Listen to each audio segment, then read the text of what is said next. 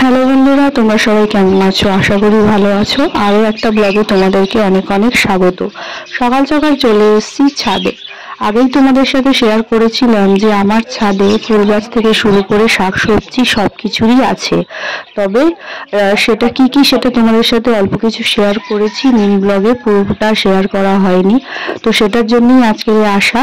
নানান রকমের ফুল গাছে ভর্তি আমার ছাদ। আমার ছাদটা আমার কাছে খুবই প্রিয়, আর এর পুরোপুরি ক্রেডিটটা আমার হাজবেন্ডকেই দিতে হয়। প্রতি বছর আমার এই ছাদ একেবারে সুন্দরভাবে ফুলে শাকসবজিতে ভরে থাকে, একেবারে দেখে মন প্রাণ জুড়িয়ে যায়।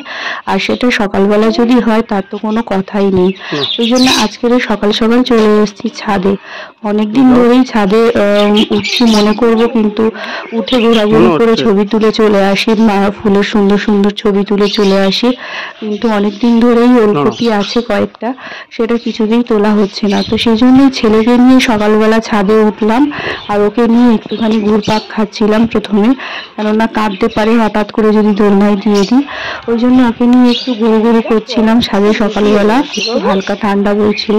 এই ব্লগটা একটু কয়েকদিন আগে, তখন হালকা শীত ছিল, ওই জন্য শীতের পোশাক পরে আছে। সকাল সকাল ঘুম থেকে উঠে ওকে নিয়ে এসেছিলাম ছাদে।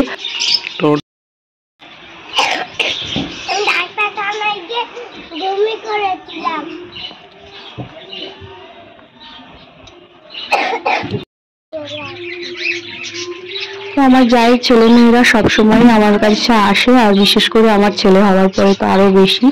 আর এরা দুজনেই কাকু ভক্ত হনুমান, মানে আমার হাজবেন্ডকে এরা সবসময় কাকু কাকু করে মাথা খারাপ করে রেখে থাকে।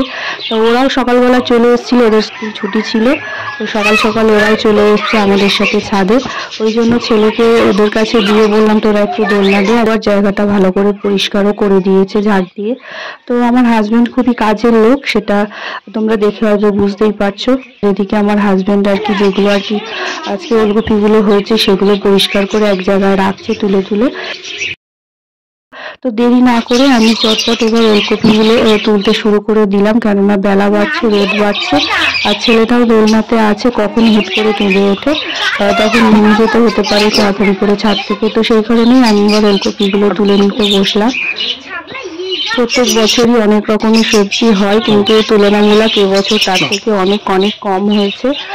অন্যান্য বছর বেগুন, তারপরে বিনস, আলু, পেঁয়াজ কলি, আরো অনেক কিছুই হয়, কিন্তু এবছর সময়ের অভাবে অল্প কিছু হয়েছে।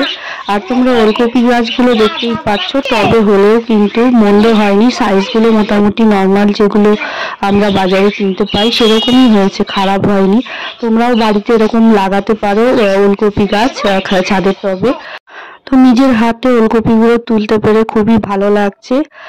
নিজের হাতে আর কি করা এইসব গাছ আমি আর আমার হাজবেন্ড দুজনেই করেছি, তবে ম্যাক্সিমামটা ওরই খাটনি গেছে। ওই গাছ দেখাশোনা বেশি করে, আমি একটু জল টল দিই, একটু পরিচর্যা করি মাঝে মধ্যে যখন সময় পাই।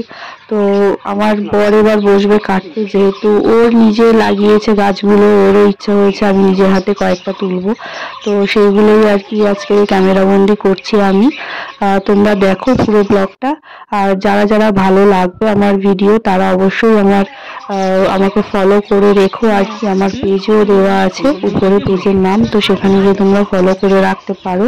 পরবর্তীকালে আরও অনেক ব্লগ তো শেয়ার করবো, যাতে তোমরা দেখতে পাও, সেই চেষ্টাই করছি আর কি। তোমাদের সাথে সব কিছু শেয়ার করছি।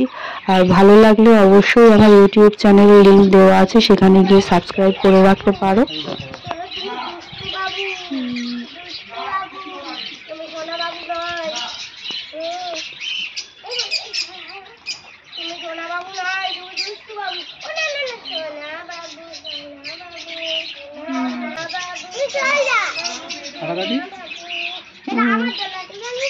তোমার ফোনেরটা কেটে দেবো?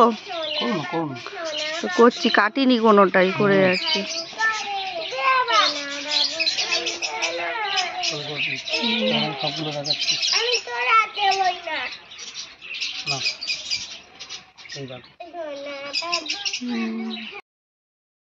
তো আজকের ব্লগটা এই অবধি। কেমন লাগলো তোমরা অবশ্যই কমেন্ট করে জানিও।